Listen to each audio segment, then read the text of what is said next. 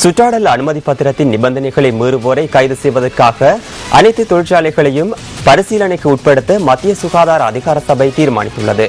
ரத்துபாஸ்வல பகுதியில் அண்மையில் இடம்பெற்ற சம்பவத்தை கருத்தில் கொண்டு இந்த நடவடிக்கை எடுக்கப்பட்டுள்ளதாக அதன் தலைவர் விமல் ரூபசிங்க கூறினார். தொழிற்சாலை ஒன்றினால் வெளியேற்றப்படும் நீரினால் தமது பிரதேசத்தில் நீரை பயன்படுத்த முடியாத நிலைமை ஏற்பட்டுள்ளதாக தெரிவித்து ரத்துபாஸ்வல பிரதேச மக்கள் பல தடவைகள் ஆர்ப்பாட்டங்களில் ஈடுபட்டதுடன் கடந்த 1ஆம் திகதியும் ஆர்ப்பாட்டத்தில் ஈடுபட்டனர். அதன்போது பாதுகாப்பு தரப்பினருக்கும் ஆர்ப்பாட்டக்காரர்களுக்கும் இடையே அமைதியின்மை ஏற்பட்டதுடன் சம்பவத்தில் 3 உயிரிழந்தனர். இவ்வாறான சம்பவங்களை கருத்தில் கொண்டே மத்திய சுகாதார அதிகார சபை ஆய்வுகளை மேற்கொள்ளவுள்ளது.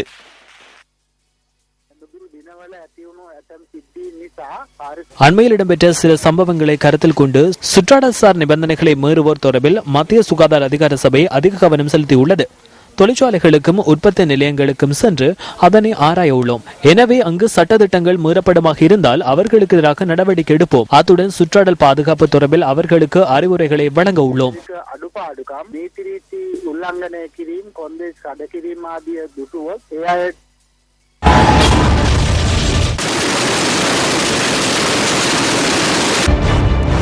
வெள்ளிக்கடை தொழிற்சாலையில் அமைதியின்மை சம்பவம் தொடர்பில் ஆராய 3 அடங்கிய குழு. 3 வாரங்கள் வழங்கியுள்ளோம். குறித்த காலத்திற்குள் அதனை நிறைவு செய்ய எதிர்பார்க்கின்றோம். அவ்வாறு இல்லாவிடின் ஆக குறைந்தது நாம் உள்ளக அறிக்கையொன்றை வெளியிடுவோம். குழுவின் அறிக்கை இன்னும் எமக்கு கிடைக்கவில்லை. இந்த மாத இறுதியில் அல்லது அடுத்த மாதம் நடுப்பகுதியில் அது கிடைக்கும் என நான் நினைக்கின்றேன். சம்பவம் இடம்பெற்று பல மாதங்கள் கடந்த போதிலும் இன்னும் அறிக்கை சமர்ப்பிக்கப்படவில்லை. இது பொறுப்பு வாய்ந்தவர்களின் கவனத்திற்கு. செய்திகள் தொடர்கின்றன. யாழ சரணாலயத்திற்குள் யானையொன்றை விரட்டுவதற்காக ராணுவ வீரர் ஒருவரினால் மேற்கொள்ளப்பட்டதாக கூறப்படுகின்ற துப்பாக்கி பிரயோகம் தொடர்பில் விசேட விசாரணைகள் ஆரம்பிக்கப்பட்டுள்ளதாக வனவிலங்கு பாதுகாப்பு திணைக்களம் தெரிவிக்கின்றது. ராணுவ உறுப்பினர்கள் உள்ளிட்ட குழுவினர் நேற்று பிற்பகல் யாழ சரணாலயத்தின் ஊடாக ஜீப் வண்டியில் பயணித்த சந்தர்ப்பத்தில் கெமுனு என அழைக்கப்படுகின்ற குறித்த யானை வருகை தந்ததை அடுத்து அந்த இடத்தில் அமைதியின்மை ஏற்பட்டதாக வன விலங்கு பாதுகாப்பு திணைக்களத்தின் பணிப்பாளர் நாயகம் HD ரத்நாயக்க தெரிவித்துள்ளார். இதன்போது மேற்கொள்ளப்பட்ட துப்பாக்கி பிரயோகத்தில் யானைக்கு எந்தவித பாதிப்பும் ஏற்படவில்லை எனவும் அவர் மேலும் தெரிவித்தார். இதேவேளை சித்துல்பாவ ரஜமகாவிகாரைக்கு அருகில் தொடர்ந்து வருகின்ற கெமுனு என அழைக்கப்படுகின்ற குறித்த யானை சிறந்த தேக ஆரோக்கியத்துடன் இருப்பதாக விகாராதிபதி தெரிவித்துள்ளார். குறித்த யானையின் காட்சிகளை ஒளிப்பதிவு செய்வதற்கான சந்தர்ப்பம் இன்று நமக்கு கிட்டியது.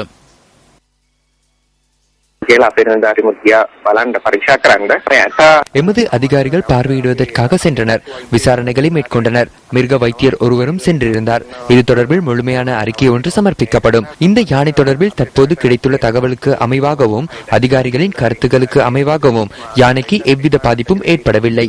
இந்த விடயம் குறித்து மற்றொரு விசாரணை முன்னெடுக்கப்படுகின்றது. வாகன சாரதிகளுக்கு இந்த யானை பழக்கப்பட்டுள்ளது. இந்த யானைக்கு உணவு பண்டங்களை வழங்க வேண்டாம் என நாம் சாரதிகளுக்கு அறிவித்துள்ளோம். இந்த கெமுனு என்கின்ற யானை நன்றாக பழக்கப்பட்டது. யாழ சரணாலயத்தை எதிர்வரும் மாதம் முழுமையாக மூட உள்ளோம். அந்த காலப்பகுதியில் இந்த யானையை காட்டிற்குள் விரட்டுவதற்கு நாம் நடவடிக்கை எடுக்க உள்ளோம்.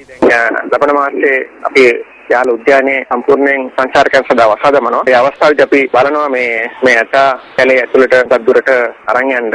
வடக்கிலிருந்து பாத யாத்திரை மேற்கொண்டு கதிர்காமம் ஆடிவேல் உற்சவத்திற்கு வருகை தருகின்ற பக்தர்களுக்கு பாதுகாப்பு வழங்கிய ராணுவத்தினரை யாழ சரணாலயத்தின் ஊடாக மீண்டும் முகாமை நோக்கி சென்றுள்ளதாக ராணுவ ஊடக பேச்சாளர் பிரிகேடியர் ருவான் வணிகசூரிய தெரிவித்தார். மக்கள் பயணித்த ஜீப் வண்டியில் பயணிப்பவர்களிடமிருந்து உணவுப் பொருட்களை பெற்றுக் கொள்வதற்காக யானை வந்த நிலையிலேயே அங்கு அமைதியின்மை ஏற்பட்டதாக ருவான் வணிகசூரிய குறிப்பிட்டார்.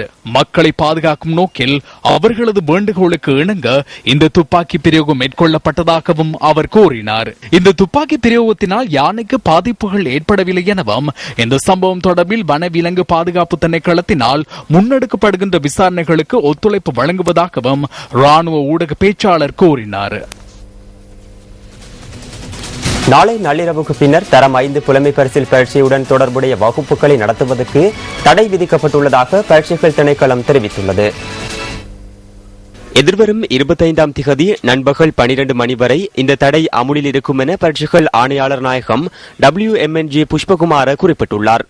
குறித்த காலப்பகுதியில் தரம் 5 புலமை பரிசில் பரீட்சையில் தோற்றும் மாணவர்களுக்கான கருத்தரங்குகள் மற்றும் கையேடு விநியோகிக்கும் நடவடிக்கை ஆகியவற்றுக்கும் பரீட்சைகள் திணைக்களம் தடை விதித்துள்ளது. இந்த விதிமுறைகளை மீறுபவர்கள் தொடர்பில் தகவல் அறியும் பட்சத்தில் போலீசாரிடம் முறையிடுமாறு பரீட்சைகள் ஆணையாளர் நாயகம் மக்களிடம் வேண்டுகோள் விடுத்துள்ளார். தரம் 5 புலமை பரிசில் பரீட்சை எதிர்வரும் 25ஆம் திகதி நடைபெறவுள்ளமை குறிப்பிடத்தக்கது. ஹோட்டன் சமவெளியில் நன்பெரியல் மலையில் உள்ள காட்டில் ஏற்பட்ட தீ கலகம வரை பரவியுள்ளது. மலை பள்ளத்தாக்கில் உள்ள பைனஸ் காட்டிலேயே தீ பரவியுள்ளதாக பம்பகின பீட்டுவன இலாகா அதிகாரி பிரியந்த ரோய் முனசிங்க தெரிவித்தார். கடந்த 3 நாட்களாக பரவி வரும் இந்த தீயினால் இதுவரை 600 ஏக்கர் காடு அழிவடைந்துள்ளது. பள்ளத்தாக்கில் தீ பரவுவதாலும் கடும் காற்றுடன் கூடிய வானிலையாலும் தீயை கட்டுப்பாட்டுக்குள் கொண்டு வருவதில் சிரமம் ஏற்பட்டுள்ளது. வனலாக திணைக்களம், போலீசார், ராணுவத்தினர் மற்றும் இடர் முகாமைத்துவ அதிகாரிகள் இணைந்து தீயினை கட்டுப்பாட்டிற்குள் கொண்டு வருவதற்கான நடவடிக்கைகளில் ஈடுபட்டுள்ளனர்.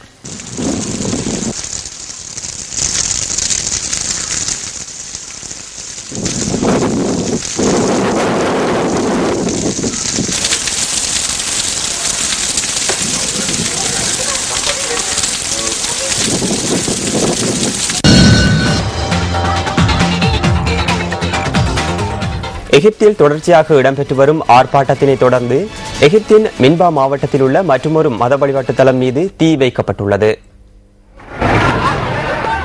எகிப்தில் பதவி கவிழ்க்கப்பட்ட முன்னாள் ஜனாதிபதி முகமது முர்சியின் ஆதரவாளர்களுக்கும் பாதுகாப்பு படையினருக்கும் இடையே ஏற்பட்ட மோதலின் போது மத வழிபாட்டு ஸ்தலங்கள் பலவற்றிற்கும் கடந்த நாட்களில் தீ வைக்கப்பட்டுள்ளது.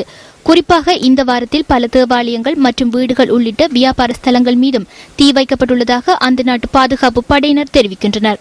தேவாலயத்தின் மீது தீ வைக்கப்பட்ட போது உள்ளிருந்தவர்களும் அதனை அண்டியிருந்தவர்களும் கூரை வழியாக தப்பிச் சென்றுள்ளதாக வெளிநாட்டு ஊடகங்கள் செய்தி வெளியிட்டுள்ளன.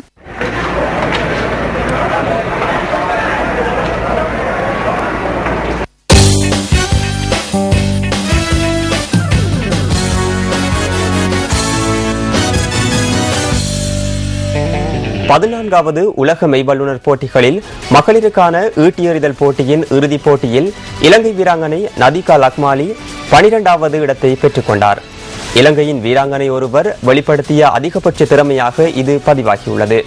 ரஷ்யாவின் மாஸ்கோவில் நடைபெறும் உலக மெய்வல்லுநர் போட்டியின் ஈட்டி எறிதல் மகளிர் இறுதிப் போட்டி இன்று மாலை நடைபெற்றது. அதன்போது நதிகா லக்மாலி 58.16 மீட்டருக்கு ஈட்டியை எறிந்து 12வது இடத்தை பெற்றுக் கொண்டார்.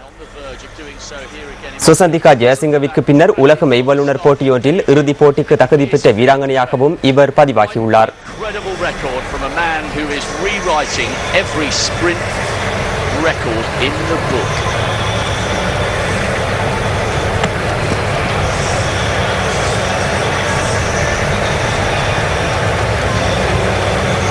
So the javelin will be the first action, which is actually going to get underway at 4 o'clock. So that's nearly half an hour away. In fact, we do have medal ceremonies, however, from yesterday's events. Before then, we'll have the women's high jump. 4 அணிகளுக்கு இடையிலான rugby champion போட்டியின் முதல் நாள் போட்டி நேற்று நடைபெற்றது. New Zealand மற்றும் தென்னாப்பிரிக்கா முறையே ஆஸ்திரேலியா மற்றும் அர்ஜென்டினாவை தோற்கடித்து வெற்றி பெற்றன.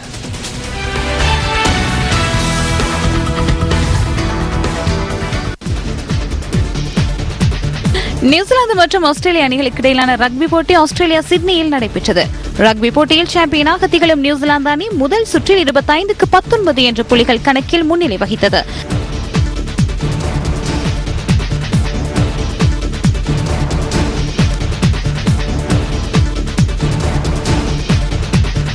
இரண்டாவது சுற்றில் நியூசிலாந்து அணி 47-29 என்ற புள்ளிகள் கணக்கில் வெற்றி பெற்றது.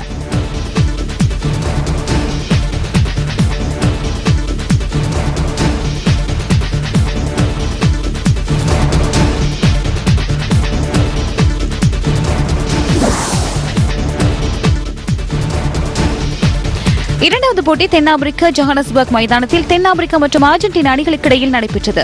இந்த போட்டி நோய்வாய்ப்பட்டுள்ள முன்னாள் ஜனாதிபதி நெல்சன் மண்டேலாவின் உடல்நிலை சுகவீனம் அடைய வேண்டி நடைபெறுகின்றது.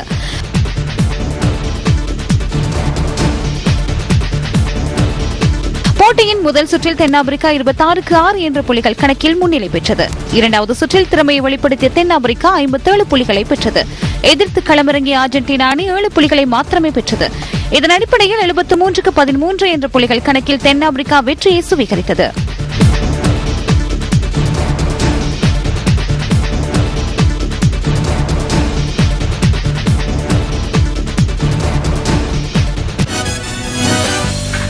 சின்சினாட்டி டென்னிஸ் போட்டியின் இறுதிப் போட்டிக்கு ஸ்பெயின் ரஃபேல் நடால் மற்றும் அமெரிக்காவின் ஜோன் ஐஸ்னர் ஆகியோர் தகுதி பெற்றுள்ளனர்.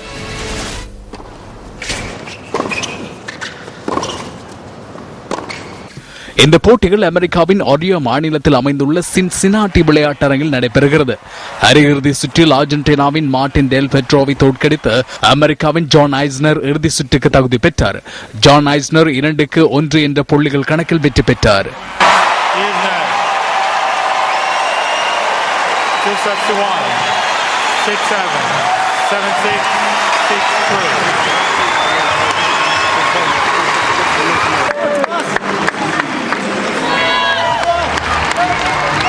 மற்றொரு இறுதி சுற்று ஸ்பெயினின் ரஃபேல் நடால் மற்றும் செக் குடியரசின் தோமஸ் பர்டிச்சுக்கு இடையில் நடைபெற்றது. 2-0 என்ற கணக்கில் ரஃபேல் நடால் வெற்றி பெற்றார். இதேவேளை இன்று நடைபெறவுள்ள டென்னிஸ் போட்டியில் ரஃபேல் நடால் மற்றும் ஜான் ஐஸ்னர் ஆகியோர் போட்டியிட உள்ளனர்.